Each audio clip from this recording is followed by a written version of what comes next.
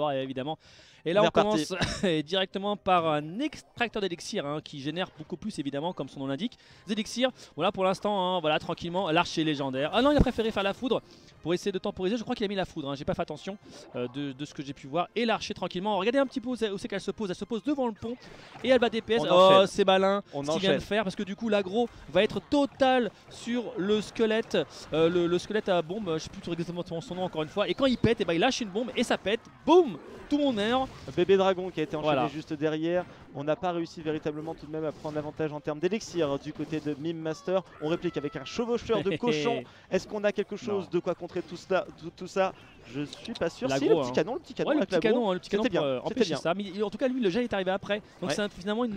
Il aurait peut-être dû attendre un petit peu avant de lancer le cochon, peut-être. C'était peut-être pas la bonne carte à utiliser à ce moment-là. C'est vrai. On a toujours l'extracteur, on en a même un deuxième qui vient d'arriver du côté de Mime Master. C'est très craqué, ça. Il faut tenir pour le moment et c'est pour ça qu'on est en train d'agresser du côté de Sedox. On a vu l'extracteur réaction directement. On a enchaîné la horde de gargouilles juste après la Valkyrie. Ça n'a pas été un très bon plays. Au final, on a moins d'élixir maintenant, on n'a pas de bâtiment et en plus, on n'a pas la lane puisque le Mage Frost est toujours à gauche. Et maintenant, géant squelette. C'est parti, ça recommence. Oui, le géant squelette, exactement, c'est le vrai nom ça. Donc là, voilà, le Mage de glace derrière qui va, à chaque fois qu'il touche, évidemment, il ralentit les unités et l'autre dès qu'il meurt il pète. Et je vous rappelle que la bombe fait que des dégâts évidemment uniquement pour les ennemis, pas pour les alliés. Donc bien sûr c'est complètement gratuit. Ça va être terminé pour la tour en bas à gauche. 185 c'est chaud. 64 HP. Et voilà la première tour qui tombe. Et les barbares sont aggro. Alors là pour l'instant il est très bien. Si full camp entre guillemets il est tranquille. Mais je pense que voyant un petit peu son deck là-haut, c'est pas trop fait pour la camp, il va plutôt mettre la pression. Alors là évidemment quand vous perdez une tour, vous avez une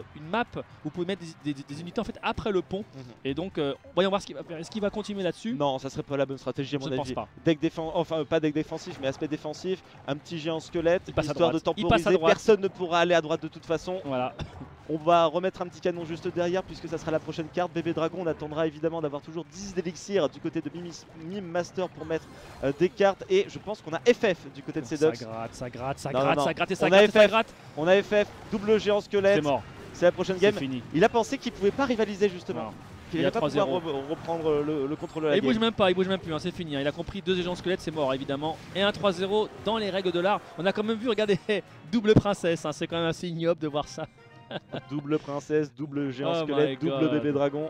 C'est pas possible. Ça fait peut-être un petit peu beaucoup. J'avoue que là il a vraiment eu le top deck, entre guillemets.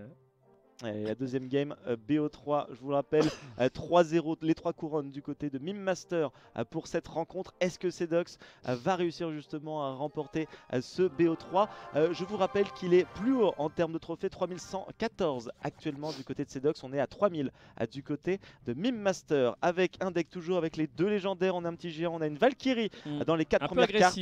Petite hydrocution dans la 5ème. En face, Prince Ténébreux. On a la mousquetaire, le géant, la boule de flamme et on vient de poser la Valkyrie. Ça sent le deck offensif pour Sedox.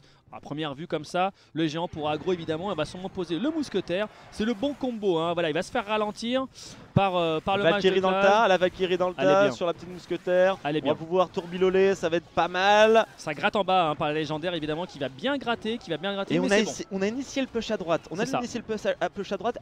C'est intelligent d'un côté. Est-ce qu'on va pouvoir remettre justement une petite unité derrière? Un petit mousquetaire juste derrière le géant, ça pourrait être pas trop mal. Il est vraiment lourd l'élixir, ça va être délicat quand même. Pour être franc, le géant va mourir. On va laisser ça comme ça, on va pas continuer le push avec le géant. Non. Mais je pense qu'il va poser une Valkyrie sur la princesse, c'est quasiment sûr et certain. Quand même dans cette affaire, 1500 PV sur la tourelle de gauche. Donc pour l'instant, Sedox mène la danse. Et le prince ténébreux qui arrive. Il chevauche. Est-ce qu'on va avoir un contre? Oui, le géant qui a été mis. Bien joué de la part de Mime Master. Très bon timing de sa part juste avant la tourelle. On va pouvoir DPS avec le mousquetaire juste derrière, avec la tourelle justement. Un petit Mage Frost qui est là. Et au final, on n'a même pas réussi à tuer le géant. Alors qu'il y a 3 unités sur la lane à gauche, messieurs dames. C'est compliqué maintenant du côté de Sedox. Ah mais le géant c'est fort, le géant lui pour faire simple, pour ceux qui ne savent pas. Le bon des pop, la boule de feu. 4 élixirs, ça vient de tuer plus de 10 élixirs au final. C'est ça. Donc le géant, je disais, pour ceux qui ne savent pas, c'est une créature en fait qui avance tout droit. et qui va quoi qu'il arrive sur la tour ou sur un obstacle, soit défensif comme un canon ou un bâtiment de gobelins ou n'importe, mais il va tout droit. Donc évidemment c'est un très bon attaquant mais aussi un très bon défenseur. Ouais. On l'a vu jusqu'à l'instant parce qu'il s'est propagé, hein, il a avancé jusqu'à la tourelle adverse de Sedox. Et donc là voilà, on voit que les géants sont vraiment très violents quand même, hein. Il leur repose un. On va il a répliquer dit... géant sur l'autre lane ou est-ce qu'on va aller sur un même Non, il va lane à du côté gauche, il de va à Big gauche. Master? Ça va attaquer à gauche. Géant je pense, pour hein. géant, extracteur voilà. qui avait déjà été posé. On va avoir à peu près le même nombre d'élixirs des deux côtés. On va rattraper petit à petit du côté de Mimaster. Il faut répondre maintenant à droite avec la Valkyrie, le prince ténébreux. Le prince ténébreux, c'est bon. L'électrocution qui a réussi justement à faire le taf contre les deux unités qui avaient été envoyées. On a répliqué avec les petits gobelins, le mousquetaire n'est pas mort. On a encore le poison du côté de Sedox pour répliquer évidemment s'il y a une invasion à droite ou à gauche au niveau de la masse. Mais il y a un double géant. Double géant à gauche. Le poison qui fait mouche. Maintenant évidemment, plus on reste dans la zone d'AOE, plus on prend cher. Et le géant qui prend tarif, sa barre descend au fur et à mesure. Idem pour la Valkyrie, mais il se rapproche quand même de la tour. Le seigneur ténébreux, c'est le prince ténébreux. Vas-y, allez la princesse. Vas-y la princesse, le mousquetaire. On est parti. 400 HP, 300 HP. Allez, une petite auto, une dernière, mousquetaire qui tue. Non, 198. Le respect. Est-ce qu'on a un sort? Est-ce qu'on a un sort du côté de Mimaster? Je me rappelle plus. Exactement. Valkyrie dans le tas, là sur un mousquetaire, plus sur la Valkyrie. Archer légendaire, en plus du match, ça ralentit bien. Le géant. Non, ça ira pas. Le gobelin dans le poison, c'est pas terrible. Ça tue pas tout. C'est chaud, 700 HP du côté de la petite tour. Boule de œuf sur le match Frost. En plus de la tourelle, on a le géant. Le canon pour prendre l'aggro justement du géant. C'est très bien joué. On a la petite électrocution qui est juste derrière du côté de Mimaster. S'il a envie de mettre 60 points, 70 points de dégâts sur la tourelle. On n'a plus d'élixir du côté de Sedox. Mais c'est une bonne Valkyrie qui vient de mettre. C'est une très bonne Valkyrie. Ça a réussi à dépoper 3 unités. Le géant qui a été répliqué juste derrière. On a encore 2 minutes. La boule de feu. Dans cette mort subite. Et ça sera la fin, messieurs, dames. Victoire de Mimaster. Le 2-0 dans cette rencontre de 8ème de finale de ce tournoi Millennium Super Clash. C'était chaud! Chaud cacao. J'adore ce jeu. Bah, il est magnifique. J'adore ce jeu. Il est super marrant. Et je dis aux gens justement, hein, n'oubliez pas que quand vous jouez comme ça en combat, vous avez des cartes qui sont de même niveau. Donc c'est pas une question de dire ouais il y a une carte level 12, level 50. Même si vous avez une carte level 10 entre guillemets avec lui level 12, bah vous êtes rabaissé au 8. Par contre, je n'ai pas l'information là pour savoir si par exemple j'ai une carte. Demande l'information. Alors je demande l'information aux joueurs. Est-ce que je pensais que tu allais me demander l'information à moi. Peut-être que j'ai la réponse. Je sais pas. Peut-être que les viewers ont la réponse. Eh ben je pose la question. Tu écoutes? On écoute tous. Est-ce que si j'ai par exemple un géant level 5 et que tu as un géant level 10, toi tu es automatiquement rabaissé au 8? On est d'accord. Mais si moi j'ai un géant level 5, est-ce que mon géant level 5 passe au level 8? Je ne sais pas. Là tu fous la merde. Tu commences à mettre des suppositions. André fout la merde. André il est énervé, il casse le gobelet. Est-ce que le règlement, est-ce qu'on avait prévu ça du côté des administrateurs du tournoi? Répondez-nous, Iris Drijoka sur le Skype.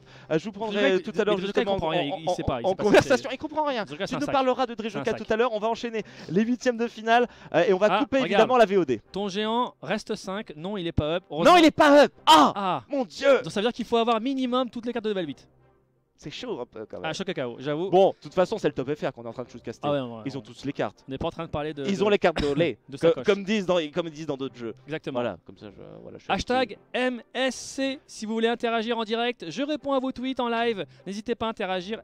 Hashtag MSC. Et pour ceux qui sont sur YouTube, on vous fait des petits bisous évidemment. C'était la deuxième vidéo 8ème de finale avec Lord DVD. Vous pouvez nous rejoindre évidemment sur les réseaux sociaux aussi. Je parle aussi aux mecs qui sont sur le live actuellement. LOL sur Twitter ou Lord DVD Jaws sur Twitter aussi. JAWAS. Comme le requin. Comme, voilà, dans GoldenEye. Référence à GoldenEye, l'homme avec les dents en fer. Merci à vous. On se retrouve pour le prochain 8ème.